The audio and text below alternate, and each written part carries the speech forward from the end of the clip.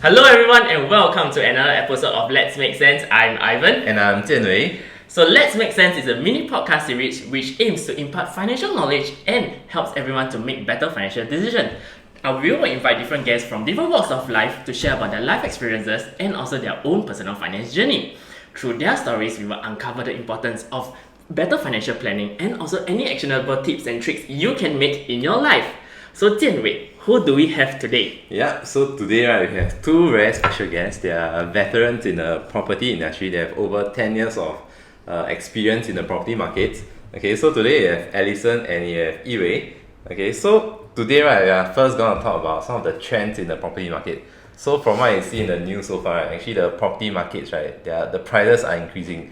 So HDB, resale, private, all of them are increasing. So maybe you can share your thoughts on how come the prices are shooting crazily now. Is it normal or is it? Hi guys, I'm Alyson. So yes, the resale market is performing really well for the past couple of years since the start of the pandemic. So despite the pandemic, Singapore property has been defying the gravity in various residential sectors. So we will break down into HDB resale, private resale, and also new launches. Yeah, so maybe we can touch on a bit on the resale market. Why is the pricing increasing? So first of all, it has been going on an upwards trend for the past 13 months, and then the volume increased by about 15.2% from June to July. So part of the reason why HDB resale prices has been going upwards, is because there's a delay in the BTO. So instead of waiting for 3 to 5 years for the BTO to be ready, we have to wait for probably potentially maybe 8 to 9 years. Yeah, so that's why there are an influx of people trying to get a resale flat because they want to move in immediately. Right. Yeah, this caused an increase in the demand actually. Yeah. Actually, it's true because a lot of my friends, they're actually buying properties now. So first time buying.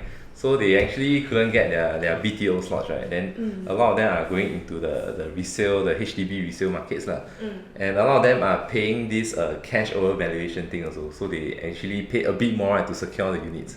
Right. So actually, Ivan, any thoughts about this? Wow, I think it's always the next phase of life, right? So it's you want to start thinking of getting a house, then you need to plan it. Then which means what Alyson mentioned, right? It's 8 to 9 years, then you have to really plan it during your uni days back then. So I think once people started working all this, then we were do I really want to wait that long already? Only to my early 30s, then I can have a first house, that kind.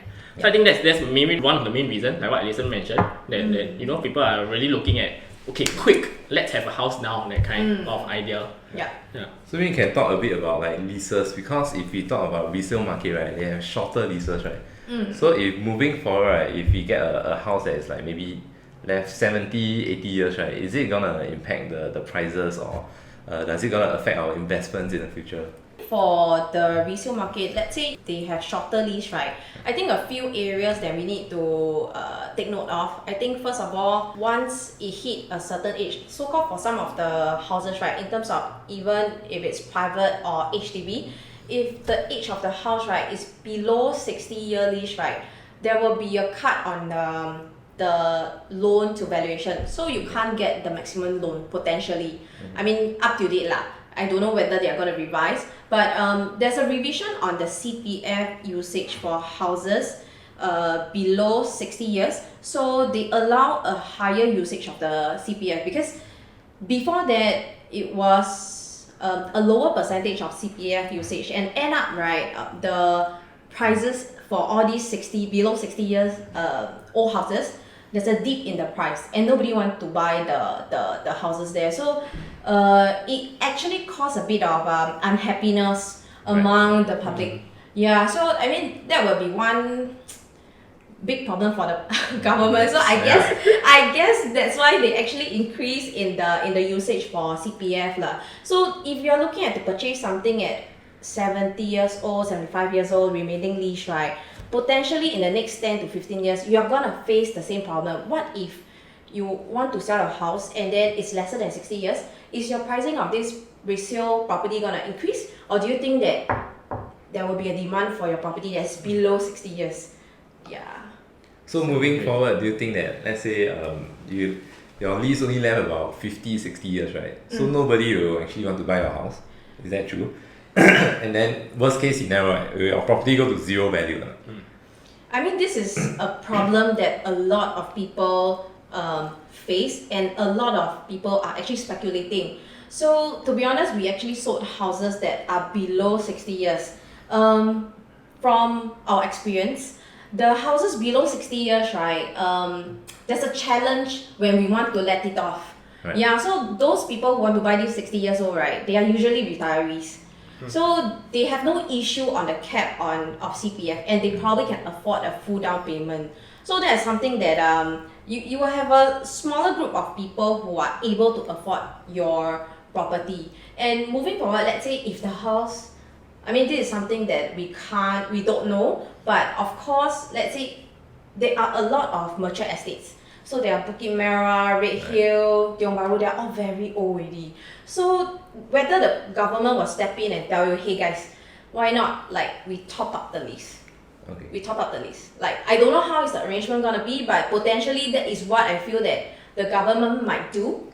But whether it's on the owners or whether the government is gonna like top up FOC, that one I don't know. That will be the future, what we speculate. Because to be honest, there are so many houses going towards below 60 years lease. So potentially, if the government wants to take over or unblock anybody, right, they're gonna face a big problem. Right. Circuit Road and Macpherson Estate, right, is the oldest.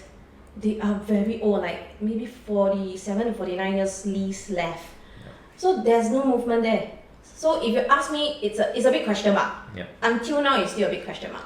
Yeah, but the government is not doing anything at the moment lah. So far we don't know anything about it. correct, if you say that you want to buy a 60 the old houses, right? Our opinion is try not to, because what if the government doesn't do anything, then the ceiling is really falling. Then They're one day a gonna lot of stay. people come on the streets Yeah. to complain, CPF money is in the house and go to zero, that kind of thing. Yeah. I mean, potentially yes. That's why this is something that government has to do something. But what, we don't know. But they will definitely like work out something that makes sense. But I won't, Okay. I won't say that the government won't ask us to top up the lease from our Right. own pocket. Maybe we have to refinance. It's a thing that, like, let's say if it runs out, right, I top up another 20 years for you. I buy time, you know. As government, I buy time. But you, the person staying in a house, right, you're staying in a 120 years old house. Yeah, it depends on whether you want to be in this. So is there like a pros and cons? Like you mentioned, you actually sold quite a few, so quite a few of the. Sorry, I need a gulp. Because for houses below 60 years, definitely the pro will be maybe it's more affordable. Yeah, the size is bigger. Yeah. But the challenge is you buy such an old house, right? The cons is actually larger than the pro because first uncertainty, don't know whether what will happen to the old house. Then of course this kind of old resale houses, right, you have to throw in a lot of renovation money. So it's a big question mark. So if you ask me, right, unless it's your last house and it's for retirement, you don't need to, flip property and earn anymore, right? Then go for it. Then we will find something for you. But if not, right, we have to really understand and see whether this below 60 years lease house is worth it. Because some of the landed in, I think Cashew area near to Rail Mall, those are 99 years. They are running out already. Also 40 plus. They're selling at very cheap price, 600 plus only for landed. There are some at like 500 plus. Yeah, 500 Oh, plus. For landed. Yeah, For for landed, landed. 99 years. But because the loan tenure. yeah, it's Oh. dying. It's So a you full cash, problem. you have to do full Yeah. cash, full CPF. Yeah, so will you buy such a property? Do you dare to buy? Right. Yeah, I mean that's for y'all to understand and whether want to take a risk to buy such a property also. Yeah. Okay, so let's talk a bit about the interest rate environment, because you know that recently the banks are cutting the rates. So actually they have fallen for quite a bit to about around 1.5% from what I know.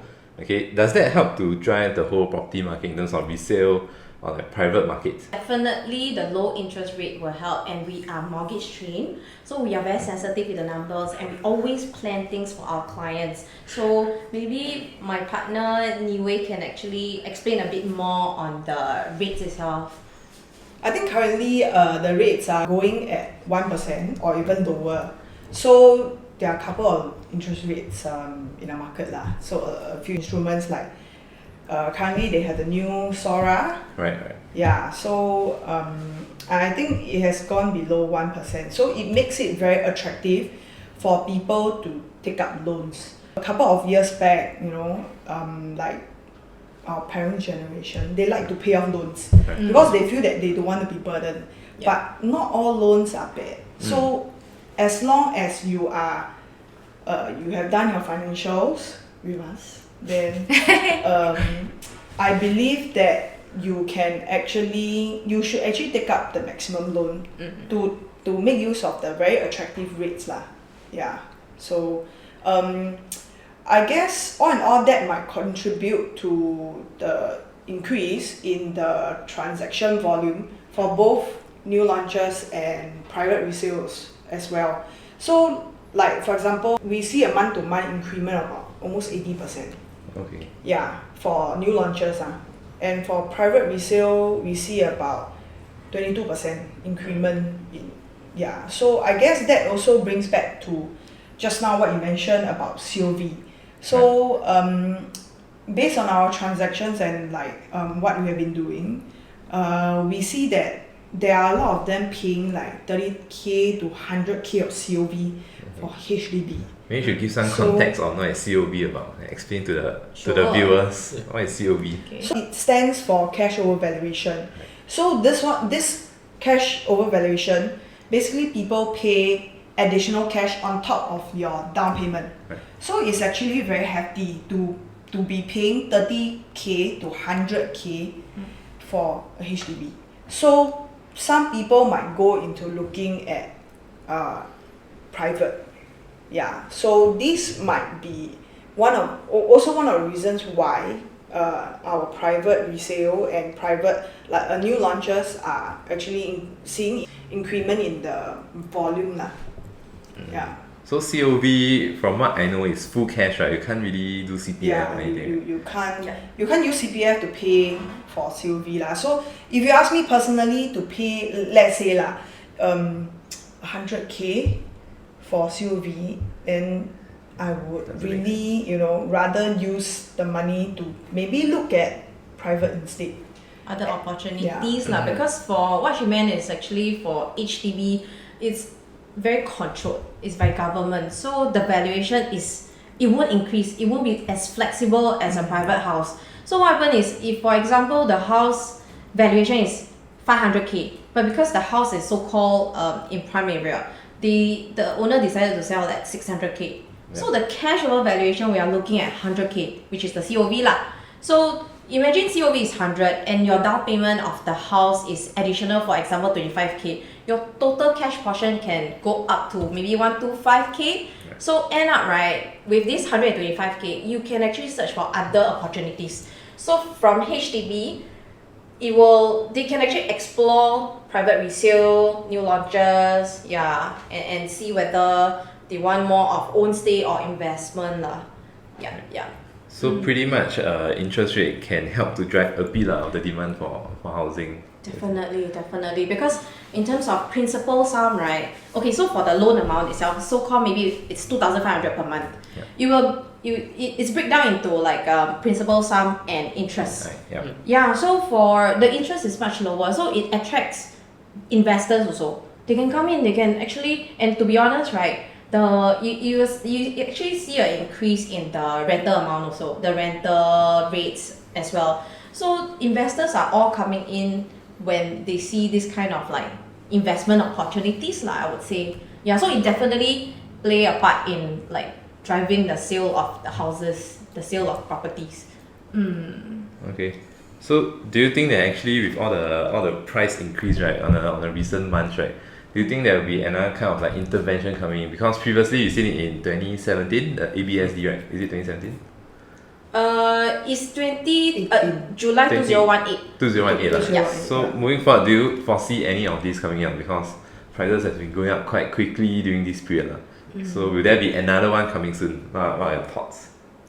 I mean, for me, I feel that it won't be soon, like too soon, because to be honest, our government land sale is like there's very little government land sale in the first place. It's not like we have an influx of number of units in the market and everything is going to a crazy amount. Yeah, they are slowly releasing the land to the public. So it's not like they are creating a big property bubble. So there's also this analyst who says that like it's actually a healthy growth.